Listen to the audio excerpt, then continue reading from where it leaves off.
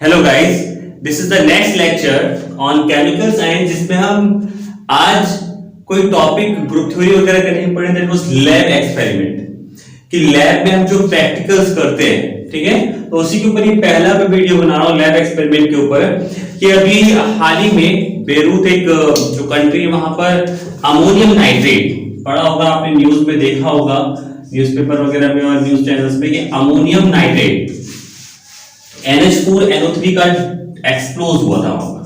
NH4NO3 ammonium nitrate एक्सप्लोज हुआ था वहां पर एज अ बॉम्ब।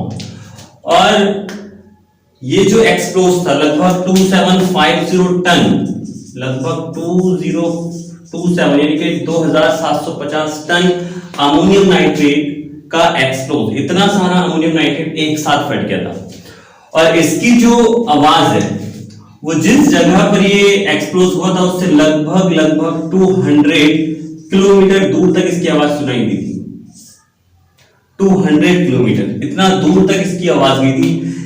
एक ज्यादा बड़ा कंट्री नहीं है बेरूत, उसके जस्ट एडिशन में एक और कंट्री है, नाम मुझे उसका याद नहीं, लगभग उस कंट्री तक उसकी आवाज गई थी। अगर आपने न्यूज देखी होगी तो इतना खतरनाक एक्सप्लोज हुआ था। सो बेसिकली अमोनियम नाइट्रेट की अगर मैं बात करूं या उसी के टर्म्स में अगर कोई और केमिकल रिएक्शन है जिससे आपको कोई प्रोडक्ट बनाना है, तो लेट्स से कि जो जनरल रिएक्शन होती है वो किस तरह से होती है कि अगर हमको अमोनियम नाइट्रेट बनाना है, मैं आज जो लैब एक्सपेरिमेंट बता रहा हूं दैट वाज आप इन अ सिंपल वे कि अगर आपके पास लेबोरेटरी में दो रिएक्टेंट हम देखेंगे, अगर वो रिएक्टेंट आपके पास लेबोरेटरी में पास होंगे आपके पास, so that you can meet ammonium nitrate in a simple way. So you have a HNO3 nitric acid, आपके पास अमोनियम नाइट्रेट होना चाहिए plus ammonium hydroxide NH4OH। It is a strong base. Ammonium nitrate अपने आप में, ये जो nitric acid है, nitric acid जो है वो अपने आप में एक बहुत स्ट्रॉन्ग बेस है। अगर मैं यहां पे लिखूं तो that was strong acid, I mean to say it is a very strong acid. Apart from that, ammonium hydroxide is a weak base. ये अपने आप में क्या है, एक वीक बेस है। तो जब आप इन दोनों की रिएक्शन कराओगे, जब आप नाइट्रिक एसिड की रिएक्शन अमोनियम हाइड्रोक्साइड के साथ कराते हो, so there is a formation of NH4NO3। तो NH4NO3 बनेगा प्लस वाटर मॉलिक्यूल रिलीज हो जाएगा। तो बेसिकली क्या बन गया यहां से हमारा ammonium nitrate, there is a formation of ammonium nitrate. Simple calculation से देखेंगे कि हमें कितना अमाउंट, अब ऐसा नहीं है कि अपने मन से आपने 50 ग्राम इसका ले लिया, बॉटल मिली आपको अमोनियम, मतलब एक में नाइट्रिक एसिड था आपके पास और यहाँ आपके पास अमोनियम हाइड्रोक्साइड। दोनों चीजें बहुत सिंपल चीजें जो कि बीएससी लैब एमएससी लैब दोनों में ही होती है। तो आपने 50 ग्राम इसके लिया, 50 ग्राम इसके लिए, दोनों को मिक्स कर दिया और आप सोचते हो कि अमोनियम नाइट्रेट बन जाएगा, तो ऐसा नहीं है। और इसी रिएक्शन के बेसिस पे जो मैं कैलकुलेशंस भी करूंगा, उसी रिएक्शन के बेसिस पे आप और रिएक्शंस भी बना सकते हैं कि लैब में आप एक्सपेरिमेंट करके देख सकते हो। सो बेसिकली यहां पर अगर इसका प्रोपोर्शन देखें तो 1 मोल, यानी कि अगर रिएक्शन को देख सकते हो आप इस तरह से बैलेंस करके, सो दैट 1 मोल, अभी मैं लिख रहा हूं रिएक्शन को बैलेंस करके नहीं लिखना, अभी मैं जस्ट 1 and 1 सिंपल प्रोपोर्शन की बात कर रहे हैं। ओके, तो बैलेंस के लिए भी यही चाहिए होगा सर। अगर हाइड्रोजन बैलेंस करके देखोगे आप, बैलेंसिंग ऑफ रिएक्शन, यहां पर 4 हाइड्रोजन यहां है, 2 हाइड्रोजन है, टोटल 6 हाइड्रोजन एंड 4 5 और 1 hydrogen is there, so total 6 hydrogen यहां पे। तो रिएक्शन ओवरऑल बैलेंस है, ओवरऑल रिएक्शन पूरी कंप्लीट बैलेंस है। सो ये जनरल सी रिएक्शन लिखनी हमने। HNO3 जब NH4OH के साथ कंबाइन होगा तो NH4NO3 और वाटर मॉलिक्यूल बनेगा। सो सबसे पहले हमको ये देखना पड़ेगा कि किस प्रपोर्शन में हम HNO3 लें और किस प्रपोर्शन में हम NH4OH लें, सो दैट अमोनियम नाइट्रेट का फॉर्मेशन हो जाए। सो सबसे पहले अगर आप इसको देखोगे HNO3 को, तो इसका जो मॉलिक्यूलर वेट होता है, इसका मॉलिक्यूलर वेट 63 ग्राम निकल कर आएगा। 63 ग्राम पर मोल इसका मॉलिक्यूलर वेट आएगा, यानी कि 1 मोल में 63 ग्राम है। कैसे निकालते हैं molecular weight? You have HNO3, आपके पास HNO3 है, तो हाइड्रोजन का एटॉमिक वेट 1 होता है। नाइट्रोजन का निकाल सकते हो, नाइट्रोजन कितना होता है 14 प्लस ऑक्सीजन का 16 होता है, तो 16 3 48 हो जाएगा। तो अब आप कैलकुलेट करके देखो तो 63 आएगा। तो इस तरह से हम मॉलिक्यूलर वेट कैलकुलेट करते हैं, मतलब जो भी एटम्स आपको दिए गए हैं उनका इस पर्टिकुलर इंडिविजुअल एटम का वेट कितना है, अगर उन सभी को आपस में कंबाइन करते हैं तो 1 मोल में उस पर्टिकुलर जो भी आपको कंपाउंड दिया हुआ है उसका मॉलिक्यूलर वेट निकल कर आ जाता है। सो दैट HNO3 का जो मॉलिक्यूलर वेट होता है वो 63 ग्राम होता है, जबकि NH4OH का सिमिलरली आप निकालोगे तो 35 ग्राम पर मोल निकल कर आएगा।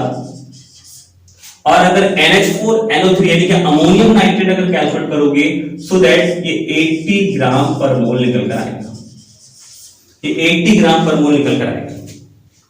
सो बेसिकली अगर 1:1:1 में स्टेप से रिएक्शन लिखी हुई है तो मॉलिक्यूलर वेट इनका इतना है, यानी कि 1 मोल में HNO3 63 ग्राम होता है, 1 मोल में NH4OH 35 ग्राम होता है और 1 मोल में NH4NO3 मतलब अमोनियम नाइट्रेट 80 ग्राम होता है। सो अब हमको अलग अलग अमाउंट हो सकता है लैब में बनाने के लिए। सो अगर आपको कहा जाता है कि 1000 ग्राम अमोनियम नाइट्रेट बनाओ, आपको 500 ग्राम भी कहा जा सकता है, आधा किलो मतलब मैंने 1000 ग्राम लिख दिया मतलब 1 kg, कितना भी बना सकते हो, इट डिपेंड्स अपॉन योरसेल्फ। आप 100 ग्राम भी बना सकते हो। इन जनरल में एक एग्जांपल लेके चलो कि अगर आपको 1000 ग्राम बनाना है तो मैं 1000 वाली कैलकुलेशन यहां पे करूंगा, और अगर आपको 100 ग्राम बनाना है तो आप 100 ग्राम वाली कैलकुलेशन करना। सो दैट 100 ग्राम हम मुझे अगर अमोनियम नाइट्रेट बनाना है तो क्वेश्चन अब ये खड़ा होता है कि ये तो प्रोडक्ट है, इसको बनाने के लिए मुझे कितना अमाउंट लेना पड़ेगा NH4OH का और कितना अमाउंट मुझे लेना पड़ेगा HNO3 का। ये बिल्कुल भी मतलब नहीं है इसका कि अगर 1000 ग्राम अमोनियम नाइट्रेट आपको बनाना है तो आपको 500 ग्राम ये लेना पड़ेगा, 500 ग्राम ये लेना पड़ेगा, ऐसा नहीं होता है। सो हमको 1000 ग्राम अमोनियम नाइट्रेट बनाने के लिए देखना पड़ेगा कि कितना ग्राम अमोनियम हाइड्रोक्साइड लेना है और कितना ग्राम HNO3 लेना है। तो इसके लिए एक सिंपल सी कैलकुलेशन है जो कि आप हर पर्टिकुलर रिएक्शन पे फॉलो कर सकते हो। जो भी केमिकल रिएक्शन आप लिखते हो उस केमिकल रिएक्शन पे कैलकुलेशन लगा के आप रिएक्टेंट को मिला के प्रोडक्ट बना सकते हो। सो बेसिकली मेरे पास 1000 ग्राम अगर मुझे बनाना है तो 1000 ग्राम में अगर मैं देखना चाहता हूं कि कितने नंबर ऑफ मोल्स यूज हो रहा होगा, 1000 ग्राम जब अमोनियम नाइट्रेट बनेगा तो 1000 ग्राम अमोनियम नाइट्रेट में कितने number of moles ammonium nitrate के होंगे। सो इसके लिए क्या करना पड़ता है कि अगर हमें नंबर ऑफ मोल्स निकालना है तो गिवन वेट को मॉलिक्यूलर वेट से डिवाइड करना पड़ता है। कभी भी अगर हमको नंबर ऑफ मोल्स निकालना होता है तो you should know about that कि नंबर ऑफ मोल्स निकालने के लिए गिवन वेट, जो भी गिवन वेट होगा उसको मॉलिक्यूलर वेट से डिवाइड कर दिया जाता है। मॉलिक्यूलर वेट कितना है, 80 ग्राम पर मोल। जितना भी वेट है अगर आपको उसमें नंबर ऑफ मोल्स निकालना है तो नंबर ऑफ मोल्स निकालने के लिए क्या करेंगे, गिवन वेट को मॉलिक्यूलर वेट से डिवाइड कर देंगे और जब आप इसको डिवाइड करोगे तो 12.5 मोल आ जाएगा। कितना आ जाएगा, 12.5 मोल। इसका मतलब 1000 ग्राम अमोनियम नाइट्रेट में 12.5 मोल्स होते हैं। सो अगर यहां पे 12.5 मोल्स बन रहा है सो उतना ही मुझे इसका भी लेना पड़ेगा 12.5 मोल्स। नंबर ऑफ मोल्स तो बराबर ही लेने पड़ते हैं, 12.5 मोल्स मुझे इसके भी लेने पड़ेंगे और 12.5 मोल्स इसके भी लेने पड़ेंगे। ये तो मोल्स की बात हो गई कि अगर 12.5 मोल्स इसका बन रहा है तो 12.5 मोल्स इसका भी आएगा और 12.5 मोल्स इसका भी आएगा। अभी वेट की बात नहीं करिए, अभी हम इसका वेट कैलकुलेट करेंगे कि एक्चुअल में जो आपके पास मेजरिंग सिलेंडर वगैरह जो भी आपके पास वेट मेजरिंग जो भी चीज होगी उसमें हम कितना ग्राम ये लेंगे और कितना ग्राम ये लेंगे। ये तो मैंने जस्ट नंबर ऑफ मोल्स की बात करी है। सो नंबर ऑफ मोल्स हमको पता चल गया कि हमको अगर 1000 ग्राम बनाना है तो 12.5 मोल्स मुझे अमोनियम हाइड्रोक्साइड और 12.5 मोल्स मुझे नाइट्रिक एसिड लेना पड़ेगा। सो अब अगर हम ग्राम की बात करें, वेट की बात करें तो वेट निकालने के लिए क्या करेंगे कि 12.5 मोल्स को 12.5 मोल्स जो हमारे पास है इसको हम मल्टीप्लाई कर देंगे 63 ग्राम पर मोल से, और जैसे हम इसको डिवाइड करेंगे तो मोल से मोल कैंसिल हो जाएगा। इसको 12.5 को अगर 63 से मल्टीप्लाई करें तो 12.5 को 63 से मल्टीप्लाई करने पे आएगा 787.5 gram. You can calculate with your calculator.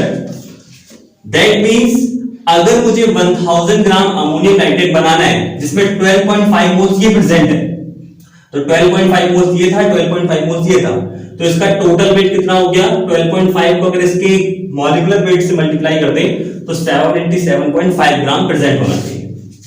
Similarly अगर हम इसको कैलकुलेट करें तो ये कितना आएगा? 12.5 मोल इनटू 35 ग्राम पर मोल, और जब आप इसको कैलकुलेट करोगे 12.5 को 35 से, देन इट विल बिकम 437.5 ग्राम।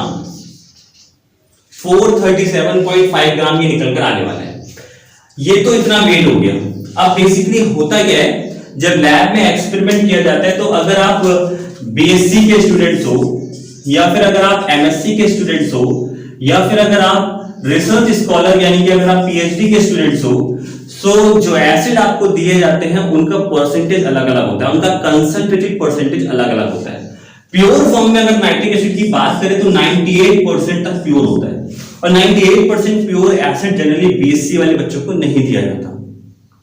ये जो भी बॉटल्स आपके पास होगी उसमें लिखा रहेगा कि ये एसिड इतना परसेंट कंसंट्रेटेड है, क्योंकि कोई भी एसिड अपने आप में 100% कंसंट्रेटेड नहीं होता है, उसमें कुछ ना कुछ अमाउंट वाटर का ऐड होगा, क्योंकि जितना ज्यादा कंसंट्रेटेड एसिड होगा वो उतना ही ज्यादा डेंजर होता है। सो बेसिकली अगर मैं लैग करके चलूं कि जो नाइट्रिक एसिड आप यूज कर रहे हो वो 70% कंसंट्रेटेड है, ऐसा बिल्कुल भी नहीं करोगे कि 787 437 आ गया, दोनों को मिक्स करते हैं तो 1000 ग्राम बन जाएगा, ऐसा नहीं होगा, क्योंकि यहां पर कंसंट्रेशन पावर में डिपेंड करेगी दोनों की, कि अमोनियम हाइड्रोक्साइड कितना कंसंट्रेटेड है और नाइट्रिक एसिड कितना कंसंट्रेटेड है। सो लेट्स से कि नाइट्रिक एसिड अगर हम यूज कर रहे हैं जो कि 70% कंसंट्रेटेड है, ये हम मान के चल रहे हैं कि ये 70%, लेट कंसीडर कर लेते हैं कि 70% कंसंट्रेटेड है। सो बेसिकली अमोनियम नाइट्रेट हमारे पास 70%, इसका मतलब कितना होता है? 1/100। सो 70 ग्राम हमारे पास क्या है? HNO3 है, 70 ग्राम HNO3 है। बाकी का उसमें परसेंटेज के टर्म में अगर बात करें तो बाकी का उसमें 100 ग्राम लिक्विड है, यानी कि वाटर है, 100 ग्राम उसमें लिक्विड है।